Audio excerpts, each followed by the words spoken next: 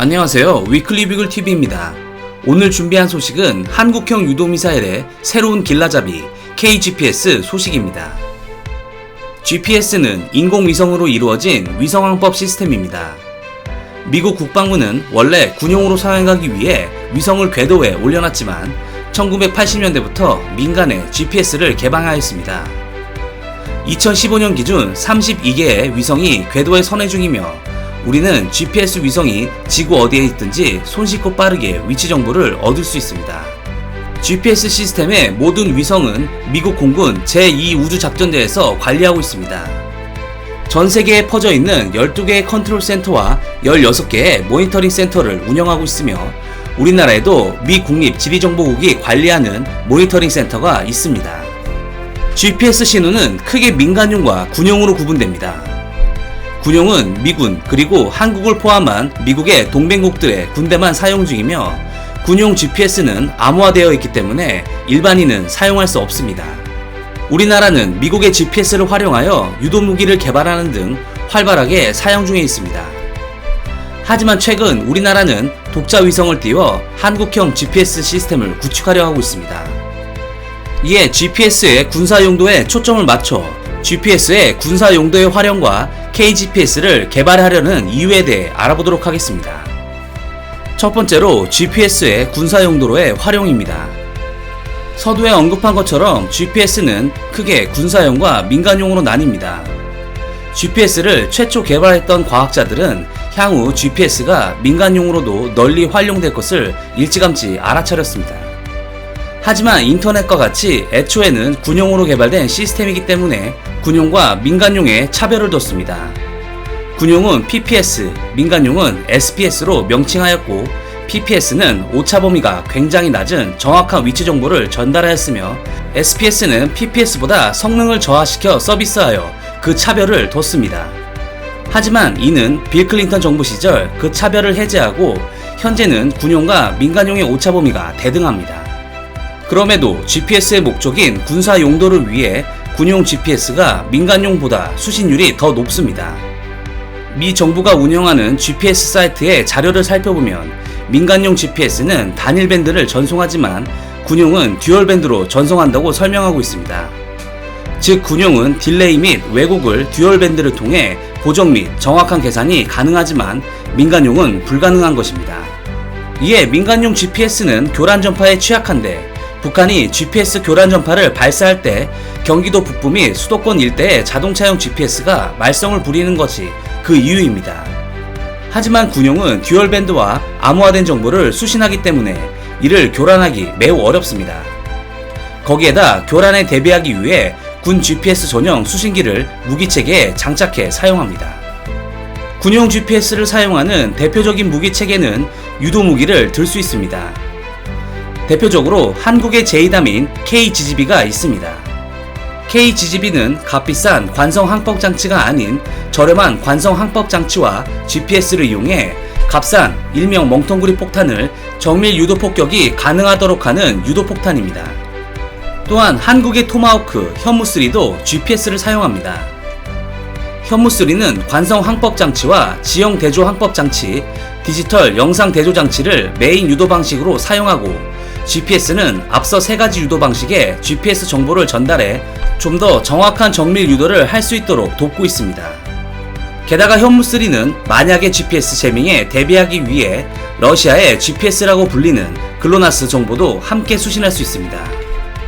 이렇게 우리 군은 미국의 군용 GPS를 잘 활용하고 있지만 한국형 GPS를 새롭게 구축하려고 하고 있습니다. 그 이유는 무엇일까요?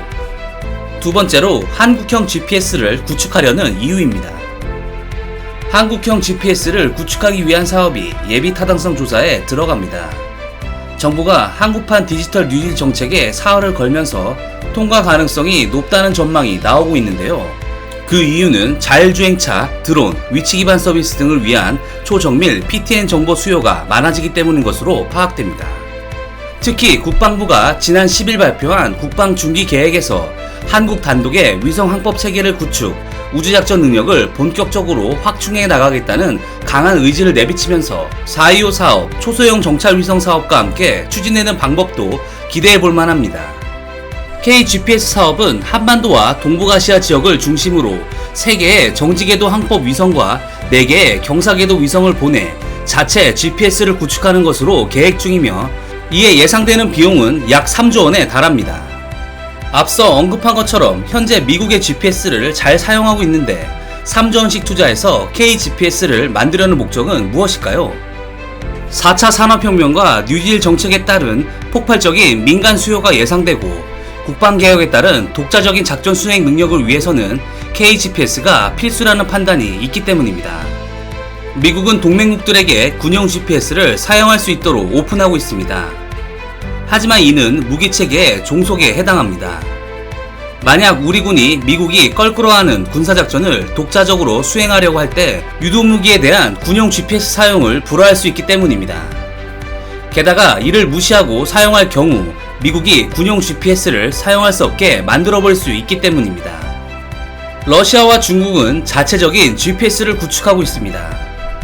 러시아의 글로나스, 중국의 베이도우입니다.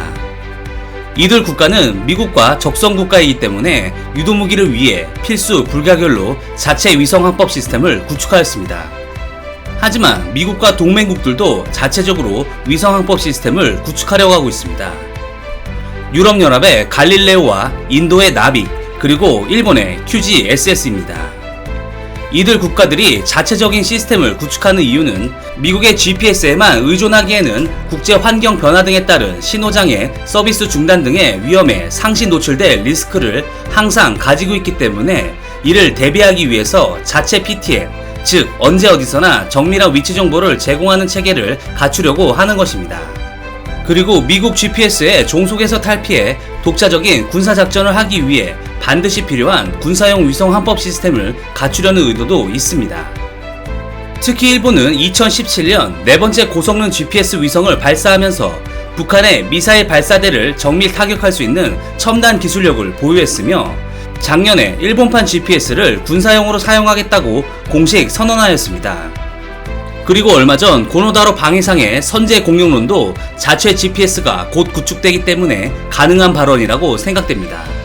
이러한 이유 때문이라도 우리나라도 동북아의 위협에 미국의 눈치 없이 독자적인 대응을 위해서라면 반드시 KGPS가 필요한 것입니다. 그럼 KGPS가 구축되면 어떠한 장점이 있을까요? 계속 이야기한 미국의 종속에서 벗어나 독자적인 작전 수행이 가능하여 동북아 주변국과 군사 마찰 시 유도무기를 미국의 눈치 없이 사용이 가능하고, 이게 가능함으로써 동북아 주변국들이 한국의 강력한 유도미사일 체계에 불필요한 도발을 하지 않는 진정한 전쟁 억지력을 확보할 수 있게 됩니다. 또한 북한의 GPS 재밍에 대응할 수 있습니다. 북한은 미국의 GPS에 대한 재밍 체계를 러시아로부터 도입해 사용하고 있지만 KGPS에 대한 재밍 체계를 구축하기에는 기술도 없고, 또한 러시아가 한국의 KGPS의 대응을 위한 재밍 체계를 개발하지 않을 것으로 보여 북한의 GPS 재밍에 완벽한 대응이 가능할 것으로 보입니다. 그리고 미국과 연계된 작전 시 미국의 GPS와 KGPS의 정보를 동시에 받을 수 있어 더 정확한 유도가 가능하고, 또한 만약 둘 중 하나의 문제가 생기더라도 전혀 문제없이 정밀 유도가 가능합니다. 국방부는 이 계획에서 미국의 GPS와 KGPS의 병행 운용이 가능한 한국 자체적인 위성 항법 체계 사업을 과기정통부와 협력해 추진하겠다고 밝혔습니다. 비록 다른 나라들보다 도입 시기가 다소 늦은 감이 있지만 지금이라도 군 정찰 위성 사업과 함께 추진한다면 생각보다 빠른 시일 내에 KGPS를 만나볼 수 있을 것으로 생각됩니다. 이상 위클리 비글이었습니다. 시청해주셔서 감사합니다.